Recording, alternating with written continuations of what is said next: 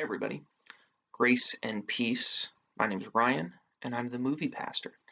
I just got out of seeing the movie Joker, and I wanted to share some of my impressions that result from thinking theologically about that movie. I quite enjoyed it, and centrally for me, I think the Joker is really a movie about the banality of evil. So it's a very theological film. That's a theologically loaded concept. The idea that evil is banal, that it's normal, that it's common, but also kind of lame and boring and pathetic.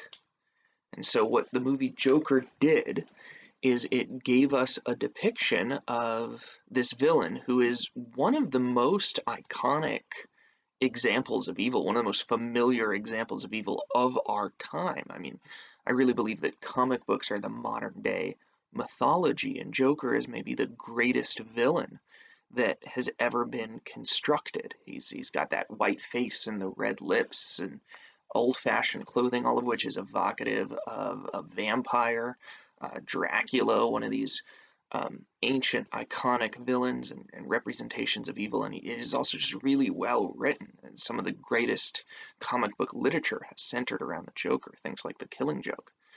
So they take that villain and they make him socially inept and miserable and just really pathetic, like a pitiful character who's just not really good at anything, and even they make him pretty sympathetic. Not necessarily in the sense that it makes us, the audience, sympathize with the Joker, where he becomes an anti-hero and we want him to succeed. I think it was a good choice on the part of the director to not do that. I don't think that would have rung true to the source material. But in the sense that other people in the film sympathize with them, as we as an audience understand that, because we can see how this character is sympathetic. So the idea of the banality of evil, the idea that this is actually true of how Jesus, how evil is, um, that's deeply embedded in the Bible. When we look at depictions of the villains of the Bible, we love to talk about David and Goliath and show this big towering giant versus this little good guy. But often the villains of the Bible are lame. They're pathetic. One of the greatest banality of evil examples in the Bible is out of the book of Daniel, where King Nebuchadnezzar eats grass like an ox, and his hair and his nails grow out, and he just kind of becomes this goat thing. That's just he's crazy. He's just he's mentally ill. He needs help. But when we look at Pharaoh and we look at Caesar, a lot of the reasons why we've got these really small characters going against these really huge evil things, or the shepherds are taking down the kings, is because that's what it takes. It's not that you turn to the dark side and all of a sudden you get force lightning. Instead, the way real evil works is most of the time they're lonely people who can't get a girlfriend, and so they turn to killing people, or abusing people. Hurt people hurt people. We see that in the Joker, that he's really a hurting person. He's a person who's been bullied. And this isn't just a Christian thing. You believe this, even if you just stay aware of science and culture. The famous Milgram experiment, where we kind of studied how SS soldiers respond to orders, and they're willing to do immoral things just because they're told to. Hannah Arendt is very famous for her treatises on the banality of evil.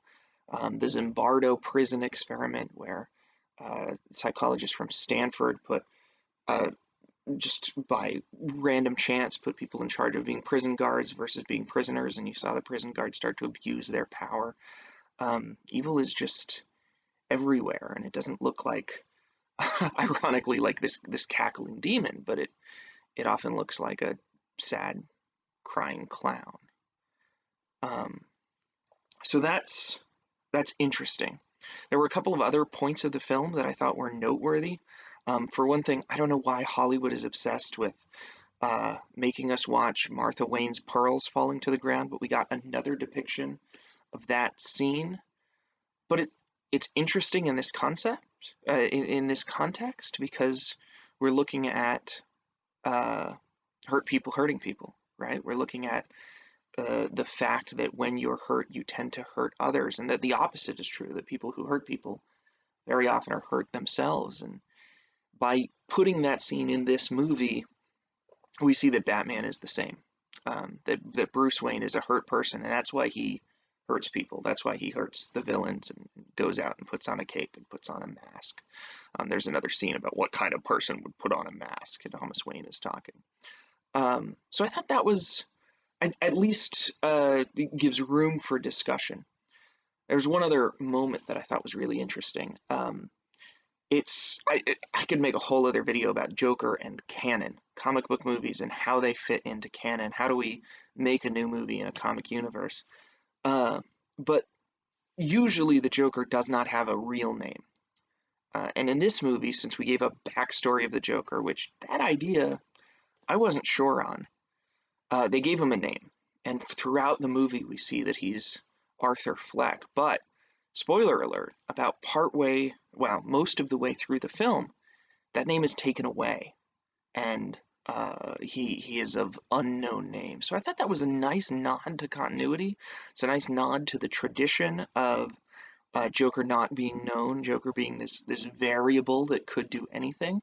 But I also thought that that works really well for this discussion about the nature of evil, of what evil looks like, and how evil works, because evil has no name. So those are my thoughts. I'm curious to hear your thoughts. Do you think there's even such a thing as evil in the world? Can we predict it? Can we talk about it? Can we understand its nature? It's just a matter of opinion. Is it true that the most evil people are also the most pathetic people? And what does that have to do with Jesus' command to go love your enemies? What would happen if somebody had met Arthur Fleck early in the movie and just given him a big hug? I don't know, but sound off in the comments. And when in scenes of glory I sing the new song, 'twill be